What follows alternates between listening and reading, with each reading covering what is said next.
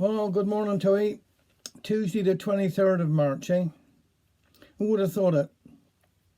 I only started doing these little few stories last March to try and, well, give people a bit of smile, I suppose, make them feel better in themselves and all, and for everybody else. But I've certainly enjoyed these 12 months. I've certainly enjoyed, and I hope most of you haven't got no headache after listening to me yabbering on a bit about the things. But the dialect is so important.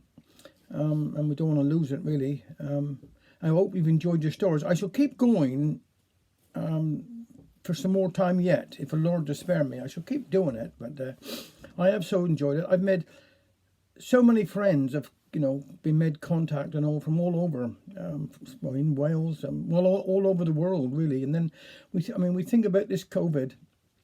12 months have gone by, but I keep saying it. We've got to be positive. It's going to be all right. My heart goes out to all those families that have lost loved ones.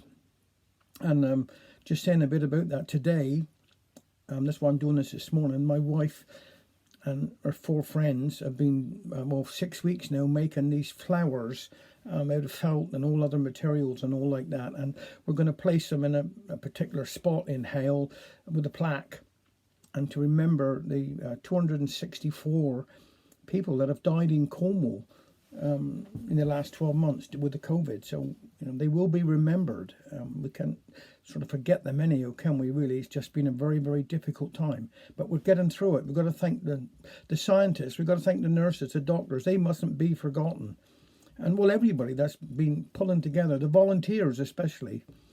And I'm delighted to have been able to, hopefully, give some people a bit, make them smile a little bit, make them think, well, we'll go and listen to that silly old Cornishman down there, have a bit of a, but thank you for, commenting and, listening and everything else. And, we'll keep her going best we can. Now, I'm going to do a couple of short ones here today. And then what I won't do is I'm not going to put any history photos on today. When we've done this little ceremony that we're going to do today in memory, I will put them on the appropriate sites. Okay. Now this one's called Tried Yes, I Tried Everything. 'Tis said women are more feeling-hearted than men. I don't know. One day I see the woman looking out of her front window. I heard of a trick and says to myself, try anything once. I opened the front gate, went down on my hands and knees and commenced to eat the grass in her garden. She watched me for a long time, and I was getting fed up. She opened her door and called to me, come in, you poor man. It worked at last, thought I, as I followed her into the house. Follow me, I can't stand it, said she, as she opened her back door.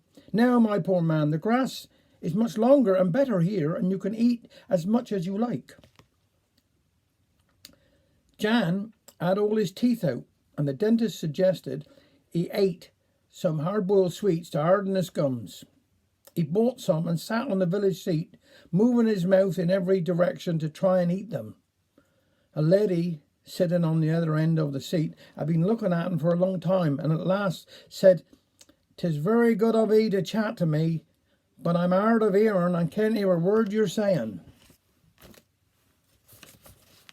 This one's called Peter's Choice. Boy Edward was partial to bread and cheese. Old Robert liked buttered toast. And the captain me favoured the fat and lean left over from Sunday's roast. But Peter, his menu would never change. And if ever you wondered why, just pop the question, and sure as fate, this would be his reply. You can have all your ham and your eggs for me, or anything else you wish, but I don't see nothing to take the place of a nice little bit of fish.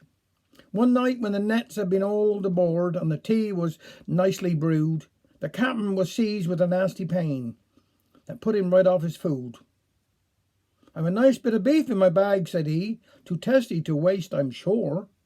"I'll have 'em," said Peter with eager haste, and the crew began to roar.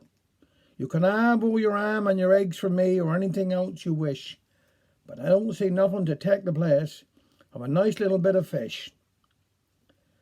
That Peter relished the captain's cruse, it was plain for all to see, for he smacked his lips and he licked the plate as clean as a plate could be. Said Robert to Pete with a glint in his eye. So fish is your favourite dish? No, I didn't say that, old Peter replied. But what I did say was this. You can have all your ham and your eggs for me, or anything else you wish. But I don't see nothing to take the place of a nice little bit of fish. Our gettings are slight, as all you must know, but the children must have their fill. And there's little left over for Mary and me when the grocer is paid his bill. So if in the future I say again what I've often said before, be thankful you've got what you want to eat, and pity the humble poor. You can have all your ham and your eggs for me, or anything else you wish, but I don't see nothing to take the place of a nice little bit of fish. Thank you very much. Take care.